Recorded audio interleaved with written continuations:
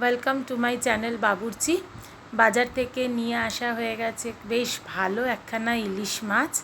তো মাছগুলোকে একদম পরিষ্কার করে রেডি করে নেওয়া হয়েছে। আজ ঠিক করা হয়েছে ইলিশ মাছ ভাপা করা হবে। তার জন্য দুটো মাছের হিসাবে 2 চামচ পোস্ত, সাদা সর্ষে, কালো সর্ষে আর 4টে কাঁচা লঙ্কাকে একসাথে ভালো করে বেটে নেব। আপনাদের মাছ বেশি থাকলে পরিমাণে বাড়িয়ে নেবেন। এবার একটা বাটির মধ্যে আমি 2 পিস মাছ নিয়ে নেব।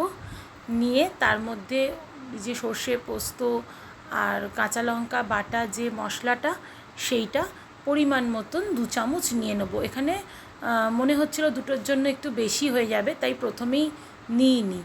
তো নিয়ে তার মধ্যে দিয়ে দেবো পরিমাণ মতন নুন। দুটো মাছে কিন্তু অলরেডি আগে কিছুটা নুন মাখানো ছিল, সেই জন্য এখন নুনটা একটু কম নিলাম।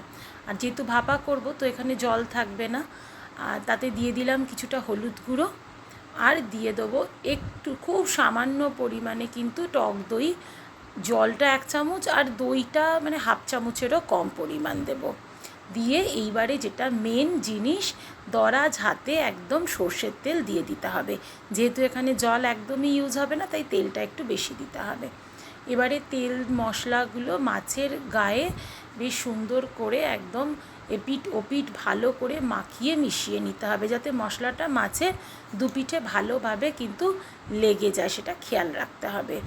নিয়ে এবারে এর ওপরে আমরা একটা কাঁচা লঙ্কাকে ছিঁড়ে দিয়ে দেবো।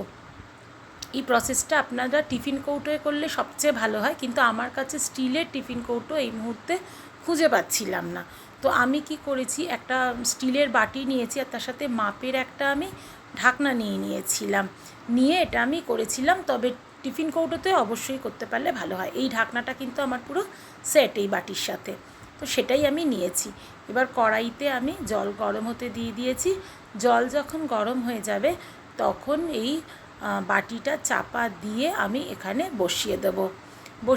যেহেতু এটা টিফিন কৌটো নয়, তো মুখটা ঢাকনাটা আলগা থাকবে, তাই জন্য আমি এখানে শিল নোড়ার ব্যবহার করেছি। নোড়া যেটা আছে, নোড়াটাকে বসিয়ে তারপরে ওটা ভারী থাকলো, তাহলে আর জলটা ঢুকতে পারলো না, ভেতরে ভাপে হবে। আমি ঢাকনা চাপা দিয়ে দেবো। মোটামুটি বেশ কিছুক্ষণ বাদে একবারে ঢাকনা খোলার পর দেখলাম মাছ কিন্তু পুরোপুরিভাবে রেডি হয়ে গেছে। এখানে অনেক বেশি ঝোল কিন্তু হবে না। তো আমি গরম গরম ভাত, একটা আলু ভাতেকে কাঁচা লঙ্কা দিয়ে মেখে মাছ নিয়ে চলে এসেছি। তো ভাতের মধ্যে ভাপা ঢেলে দিলাম, একদম সর্ষে বাটা দেওয়া, দিয়ে গরম গরম মেখে খাওয়া কিন্তু শুরু করে দিলাম। মাছের মধ্যে ডিম ছিল আর মাছটার টেস্টটাও দারুণ ছিল। এটাতে ঝোলটা হয়তো খুবই কম, কিন্তু এটা শুকনো শুকনো ভাতে মেখে খেতে ভীষণ ভালো লাগে। এটা হচ্ছে আমাদের বাঙালিদের একটা ভীষণ প্রিয় খাবার, সমস্ত ঘরে হয়। চলুন আমি খাওয়া দাওয়া সেরে নিই।